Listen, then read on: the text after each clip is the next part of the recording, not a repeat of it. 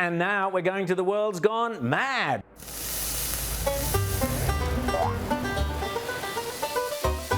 Now see if you can spot the difference in this crazy old world we live in. On one side of your screen you will observe a peculiar, malfunctioning, stumbling robot, and on the other side of your screen there's a piece of sophisticated Chinese military cyber hardware.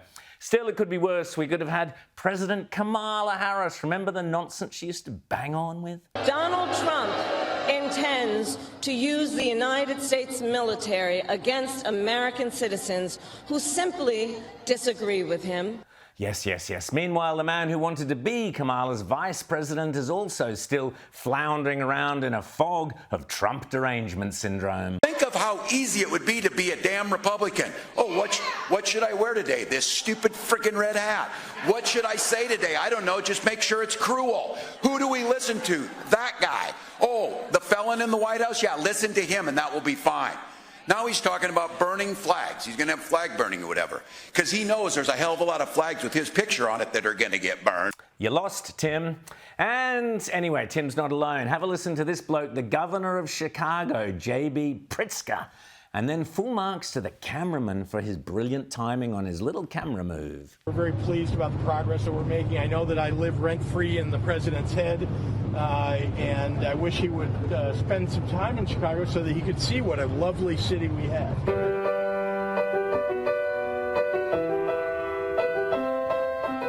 I think we all know who's living inside whose head, Governor. And speaking of Trump derangement syndrome, TDS, it's hard to go past these gals. Trump is in the files, Trump is in the files, no matter what he says or does, Trump is in the files, the Epstein files, the Epstein files, distraction actions just won't work, Trump is in the files. Trump is in the files, Trump is in the files. Brilliant. Music is, of course, an extremely powerful way of getting your political message across. US customs officials announced this week that they intend deporting alleged human trafficker Kilmar Garcia to Uganda. But thank goodness you've got determined, talented Democrats like these worthy protesters out there taking it to the streets and doing the heavy lifting to save Kilmar. Kilmar is our neighbor, you can't have him try. Terrific. Speaking of doing the heavy lifting, here's the pampered and spoiled Democrats' communist candidate for mayor of New York, Zoran Mandami, showing what a strong man he really is. Yeah. Let's go, let's go, let's go, let's go, let's go. Yeah. Let me get one more. Let me get one. Let me get three. Let me get three. Let me get three. Yeah. Yes, classic Marxist muscle training. Let everyone else do all the hard work for you. Speaking of hard work, this young lefty has some interesting modern thinking on the concept of work. People shouldn't have to work to prove their value to you. In fact, people shouldn't have to work. People should want to work, and I want to work. Brilliant. Still, there's no shortage of ways in which the talented and creative lefty can express their chronic TDS. Why not chew up your husband's porno magazine?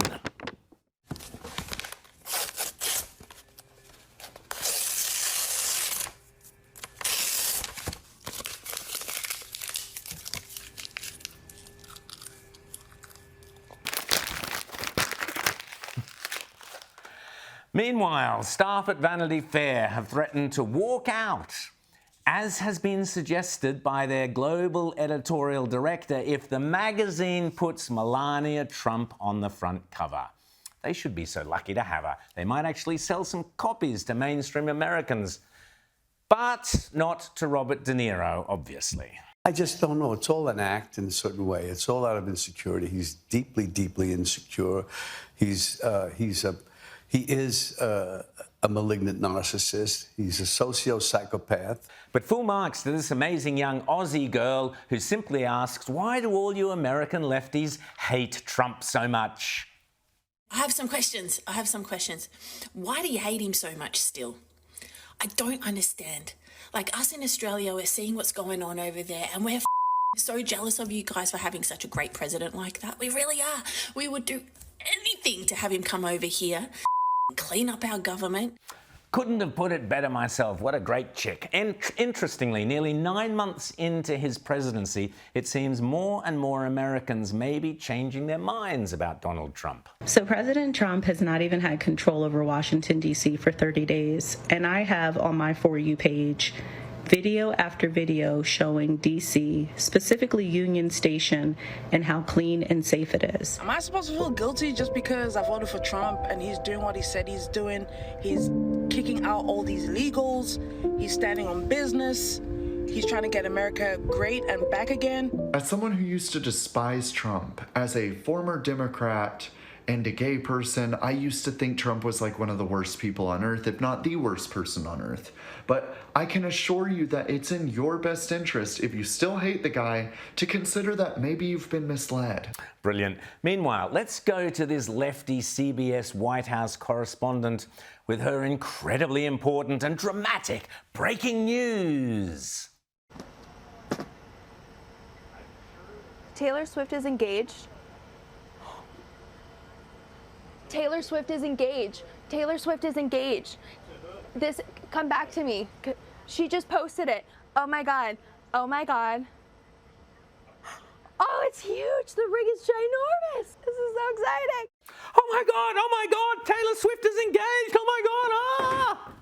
Who's Taylor Swift? Oh, anyway, sorry. But of course, the really big news this week from the States was the latest in the Cracker Barrel saga. You will recall last week I told you how the ultra-woke CEO of Cracker Barrel, which is a kind of southern restaurant store chain, had decided to decolonize the brand by spending $700 million getting rid of the fuddy-duddy old white dude on the old logo at the top and replacing it with the boring Nothing Burger logo underneath. This prompted quite a furious backlash. You can change everywhere else. Leave Cracker Barrel alone. Why am I seeing that Cracker Barrel redid their logo? Look, Cracker Barrel, don't piss me off. Don't piss me off. Put that cracker and that barrel back in that logo. And online, of course, the memesters were having a field day, referencing the Sydney Sweeney controversy a few weeks ago. Remember the great jeans stuff? Comparing the old, so what they did is compare the old Cracker Barrel hot logo to its new woke variant via Sydney Sweeney imagery. Brilliant. But unbelievably, Cracker Barrel's ridiculous woke CEO persisted with the woke insanity. What if all the customers are coming at you hard enough about the look of the restaurant and they want to go back to the old way? Would you do it? Honestly, the feedback's been overwhelmingly positive that people like what we're doing.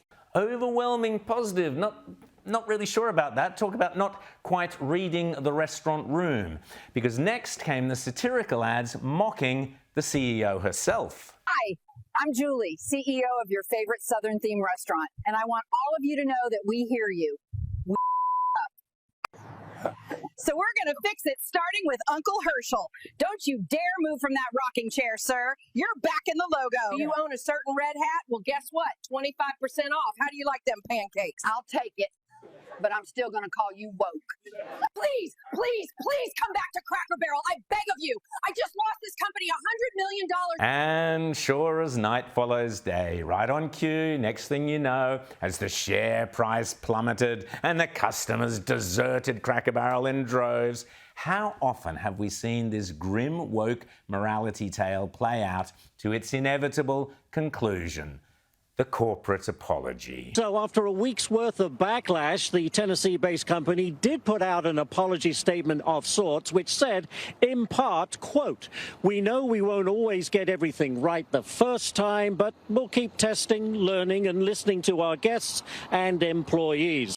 But an apology is never enough. By now, even Donald Trump had weighed into the controversy, telling Cracker Barrel to reinstate the old logo. And sure enough, hours later, Cracker Barrel did just that, announcing that after losing $143 million, the old man on the logo was back, with a spokesperson for Cracker Barrel announcing, "We said we would listen, and we have. Our new logo is going away, and our old-timer will remain." President Trump was quick off the mark to congratulate them.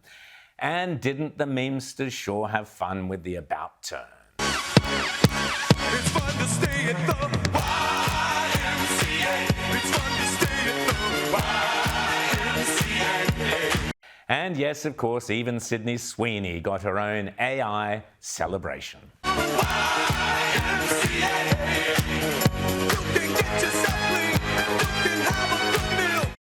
The moral of this story, when you're at the bottom of a Cracker Barrel, stop digging. Go broke. That's what they say. Try selling folks what they don't want. You'll find there's hell to pay. Yes, sanity can prevail, sometimes in this crazy old world of ours.